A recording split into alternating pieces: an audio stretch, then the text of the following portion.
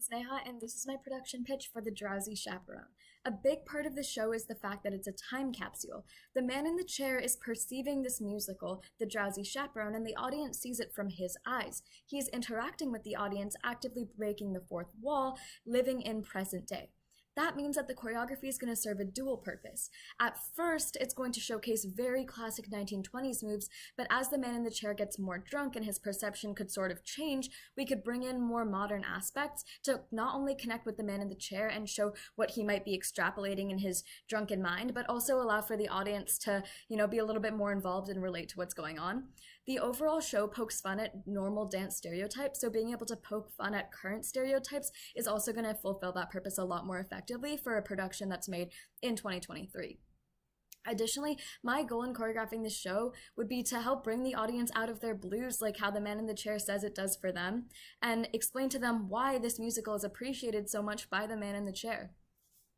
The Chaperone takes place during the Jazz Age from the 1920s to 1930s, right before the golden age of musicals. There were three main characteristics. First, alcoholism. Despite it being prohibition, the underling makes a joke to the Drowsy Chaperone towards the middle of the show, saying that vodka is as common as ice water.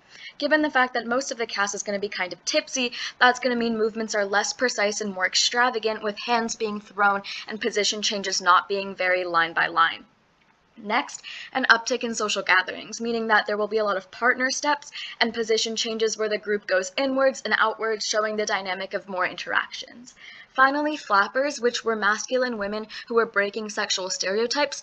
I would avoid them doing moves like the foxtrot and rather focus on more masculine dance moves and allow them to have time towards the front. Next four dances are going to be some classic 1920s and 30s moves that we want to incorporate. And teaching this to the actors beforehand in blocks is going to make it really helpful to say, let's do 16 counts of the Charleston here, rather than taking a break and teaching this entire move. Another big one is the black bottom. This is the foxtrot, which is going to be helpful in numbers like the Bride's Lament. And in Cold Feet, there's a tap number between two jolly guys who are trying to imitate wealthy businessmen.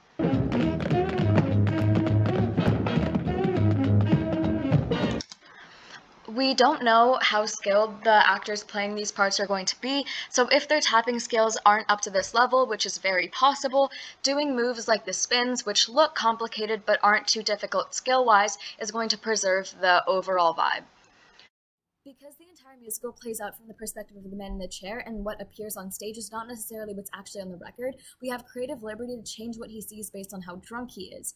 The music and the score corroborates this, because in the number Accident Waiting to Happen, the music shifts to a different key and into 6/4 right after the man in the chair takes a big swig from his flask, which probably indicates that the score does encourage a change in style based on this. I would demonstrate what the man in the chair might be projecting onto the characters based on what he would experience in present day, which would be elements of jazz, funk, and hip-hop. This would also acknowledge how ridiculous these situations are as the characters deviate more from 1920s moves into modern moves as increasingly ridiculous things happen, like a wedding on a plane. It'd be really annoying if all a choreographer gave you was just black and white videos.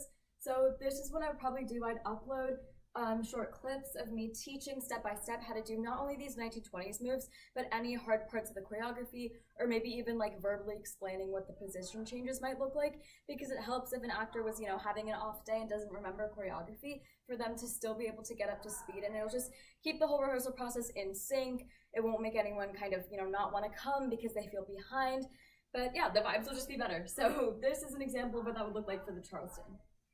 So it starts with 1 foot forward, usually the right. So it's a step forward, a step back, a step back, a step forward. Step forward, step back, step back, step forward. The twists are with your toes on the ground and your heels lifted. The tempo of that would be step forward, step back, step forward, step back. So if you combine all of that together, it would be 1 and 2 and 3 and 4 and 1 and 2 and 3 and 4. If you want to try it a little bit faster, I don't know if I can, it'll be 1 and 2 and 3 and 4 and 1 and 2 and 3 and 4. This is a full rehearsal schedule for the Drowsy Chaperone, starting off with a pre-audition workshop, which will improve accessibility for anyone who doesn't know what a callback looks like, to come learn a combination and perform it in a callback-like setting to get some feedback. I would also explain that I would love to see if anyone's special skills, like doing a backflip, could be put into the audition form so that I can plan out if they would be helpful in numbers like show-off, where we want to do a bunch of tricks. After that, the first rehearsal is going to be all about bonding and having a cast lunch, because there needs to be chemistry both on and off stage, and making sure that everyone is kind of friends is always going to be helpful. And then learning those classic 20s dance moves that they hopefully would have. Next rehearsal after that, incorporating character into that, because it's super important to understand, like, a drunk person would do the move a lot differently than a trained folly girl like Janet. I made sure to specify exactly which characters are called for which days, because I want to respect the actors' time, and them knowing that they're not just going to have to sit around at every rehearsal is going to make sure that they, still have motivation, still have drive to keep coming to rehearsals. In the last couple of weeks, review is super important, so there are to be determined numbers where whatever the cast is struggling with, we can work on. And then also, again, to be respectful of the actors' time, the ending at 5:30 is probably going to be the latest possible it could go. That also probably incentivizes them to not have to or to practice more so they can get out earlier. And then doing detailed cleans of bits like fancy dress and show off. Those are the biggest and showiest numbers of the show. So making sure to focus a lot of time on that is going to create an overall, just lift it to another level with those two specific showcase pieces. And then finally, an open collab day at the very end as Tech Week comes up, where everyone should be there, is going to help with cast bonding, because Tech Week is always super stressful, and allowing everyone to just be there together and help each other out is going to be super helpful, just because it's a break from me giving them notes and cleaning all the time to kind of just working on cohesion, but also just hopefully make them feel a lot better going into Tech Week. A couple things. Something that's really valuable to me as a choreographer is getting ideas from my actors and making sure they have a buy-in. So I'm never going to come in with a super strict decisions on what moves should go where, unless, we're getting close to a timeline. And then the second thing is that I know there's a lot of rehearsals, but from my experience, it's a lot better to have people there practicing than trust them to practice at home. And it's just a better environment and builds cast bonding. Okay, I'm gonna go really fast, but this is going through all the numbers in the show and kind of what their main motifs would be. So for fancy dress, it's a lot of synchronized movements, and since the girls are part of the Follies, they're gonna have a lot of fun facial expressions, and the music is also playful and flirtatious. So having things like quick turns to the audience, and then positions wise, if they move further back, it's going to give the audience a good look at their dresses, because they also sing about their dresses after the audience kind of sees all of the playful facial expressions closer up. And then after that, the cast can move back forward as they interact with the principal characters like tricks as they come on.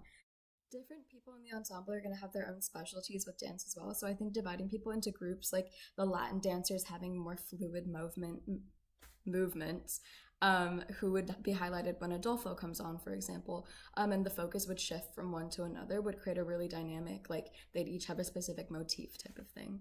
Okay, second one, cold feet. So it's these two guys, and they're trying to imitate these wealthy businessmen. So also having them go all over the stage and trip over things would be fun. Okay, and on I Am Adolfo, it's this guy who thinks he's super irresistible to women, so his movement should be confident and exaggerated, and there's a Latin spin to it where there's a lot of movement like that. So really helping add that to the Broadway jazz is going to be super helpful. And then movement on stage wise, he's going to be kind of pulling the drowsy chaperone around the stage and darting away for quick seconds to just check himself out in the mirror. And I think that's going to foreshadow too how he's going to be oh wait, I made this super impulsive decision with wanting to marry her, because he already is super scatterbrained. Where we're gonna let him do a lot of improv, because again, to pay homage to jazz, where a really big thing is improv. And then in Message from a Nightingale, it's the solo song for the drowsy chaperone where she's drunk, so she's definitely gonna be staggering around the stage. In Bride's Lament, Janet is gonna be all trapped in, and I want to have her move back on stage, and we can kind of poke fun at contemporary stereotypes where we have other people the ensemble going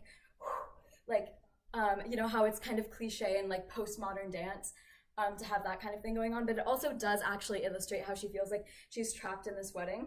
And for Love is Always Lovely in the end, it's the final part of the show. It's the whole cast, they're super energetic, and especially when the man in the chair comes in, as he walks through, everybody having each person kind of liven up a little bit more, and have the man in the chair liven up a little more as he goes through it, is going to be super, super, it's going to show the message of how not only are the people watching the reason musicals happen, and the reason that actors are out there and doing things, but also vice versa, where the actors being there help the audience.